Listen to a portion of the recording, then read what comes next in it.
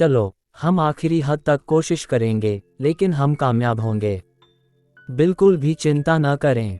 मुझे यकीन हो गया था कि दानिया यहाँ सिर्फ मेरा मनोरंजन करने आई है, भाई की टेंशन दिमाग से कम करने के लिए। लेकिन उनके जाने के बाद मैं बहुत कुछ सोचता रहा। ताई ने हमें बहुत बुरी तरह से तोड़ा था। भाईजान ताई की समाधि में थे, पर मैं क्या करूं? बहुत सोच विचार के बाद एक ही बात दिमाग में आई कि ताई को अपने तरीके से वश में करना है। बहुत सी बातें हुई थीं। ताई शायद सिफोना को एक आधुनिक और सुंदर लड़की के रूप में चित्रित करके मुझे आकर्षित करना चाहती थी। मुझे नहीं पता था कि अर्शम और उसकी पत्नी कौन थे। हो सकता है कि वे दोनों ताई ही के अनुयायी हों। मुझे अचानक सनसनी महसूस हुई। ताई ने सिफोना का नाम सुनीरा रखकर मुझे उससे मिलवाया। पृष्ठभूमि में कुछ और होगा। बहुत सोच विचार के बाद मैंने तय किया कि चूंकि अर्शम ने मुझे अपने यहाँ आमंत्रित किया है, इसलिए मैं बिना किसी को बताए अर्शम के पते पर जाऊंगा और देखूंगा कि यह सब क्या है। सिफोना मर चुकी थी और अगर वह मुझे किसी अन्य नए नाम से दिखाई देती तो जाहिर तौर पर उसकी पृष्ठभूमि में गुरनी होगी। मैं अपनी सीट से उठा और मैंने वह पता देखा जो अर्शम ने मुझे दिया था। कैसर खान मुझे इस पते पर ले जा सकते थे।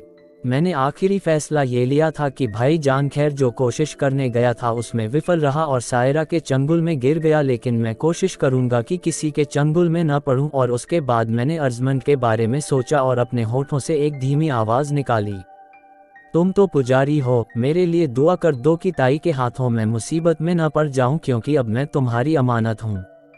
यह एहसास मेरे लिए बहुत दिल को छू लेने वाला था। अगली सुबह मम्मा बहुत गंभीर थीं। उसने नाश्ते के बाद कहा, शिहाब मैंने बहुत सोचा है। मुझे जहीर हुसैन से पूरी जानकारी पूछनी है और विभाजन के बारे में बात करनी है। मुझे मना मत करो, क्योंकि मेरी अपनी स्थिति है और निर्णय लेने का अधिकार है।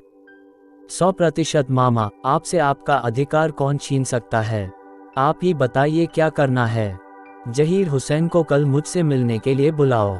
मैंने कहा मम्मा ठीक है। मम्मा को संतुष्ट कर कार्यक्रम के अनुसार अर्शम द्वारा दिए गए पते पर जाने की तैयारी करने लगा और फिर बिना किसी को बताए मैं कैसर खान के साथ निकल गया। रास्ता काफ़ी लंबा था। कैसर खान इस दूरी को तय करते हुए आखिरकार एक ऐसी आबादी तक पहुंच गया जिसे आबादी नहीं कहा जा सकता था। वहां बंगले जरूर बन रहे थे, लेकिन काफ़ी दूर तक सड़कें अर्धपक्की थीं। पते के मुताबिक रास्ते में काफ़ी पेड़ थे जिनसे होकर इस कोठी तक जाना पड़ता था। चूंकि इन सड़कों पर अभी यातायात शुरू नहीं हुआ था, इसलिए ये पत्तों आदि से ढकी हुई थीं। कैसर खान लैंड क्रूजर को मेन रोड से माइनर रोड की ओर ले गया तो अचानक रोड पर पत्ते आगे की ओर इस तरह दौड़ने लगे जैसे कोई किसी को देखकर भागने लगे। हवा बिल्कुल नहीं थी, लेकिन पत्ते उड़ रहे थे। इसका एहसास कैसर खान को भी हो गया था। रास्ता काफ़ी लंबा था। कैसर खान ने धीमे स्वर में कहा, आप देखिए सर, ये सामान्य नहीं है। हवा बिल्कुल नहीं चल रही है, लेकिन आप सामने का नज़ारा देखिए। मैंने कैसर खान को कोई जवाब नहीं दिया। लंबी सड़क पर 2-3 जगह भवनों पर मजदूर काम करते दिखे। निर्माण सामग्री लदे ट्रक भी खड़े थे।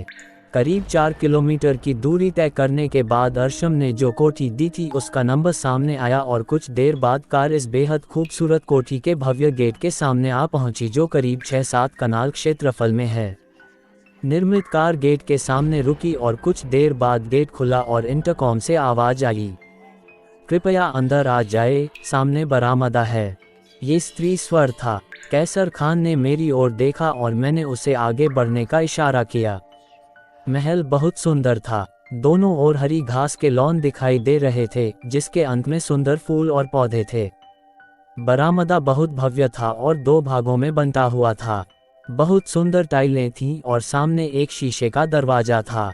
मैंने कैसर खान से लैंड क्रूजर को एक दिशा में रोकने के लिए कहा और जब उसने कार रोकी तो मैं कांच के दरवाजे की ओर बढ़ा और जैसे ही मैं दरवाजे के पास पहुंचा वही आवाज़ फिर से सुनाई दी, अंदर आओ और दाएं मुड़ो। गलियारे के अंत में ड्राइंग रूम का दरवाजा है। हम आपका इस घर में स्वागत करते हैं। मैंने अर्थपूर्ण ढंग से सिर हिलाया। इस तरह के इंटरकॉम और स्पीकर लगाना आज के दौर में कोई मुश्किल काम नहीं है।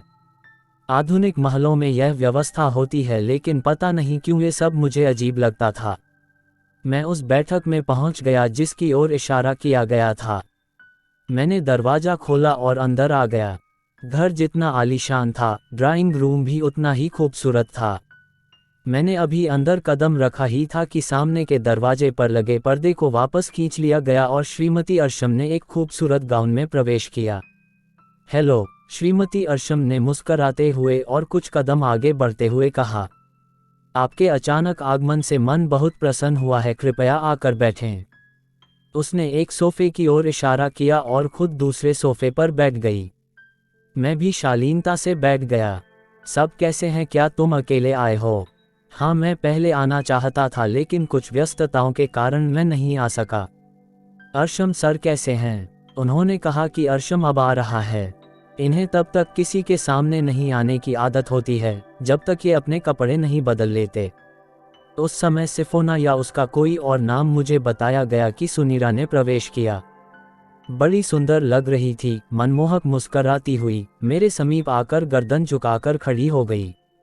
मिस्टर साहब, आपको यहाँ पाकर हम बहुत खुश हैं। मैंने कहा, धन्यवाद सुनेरा, आप कैसी हैं? मैं आपके सामने हूँ। उसकी आवाज़ उठी। तभी पीछे से अर्शम साहब आए। उन्होंने एक सुंदर सूट पहना हुआ था।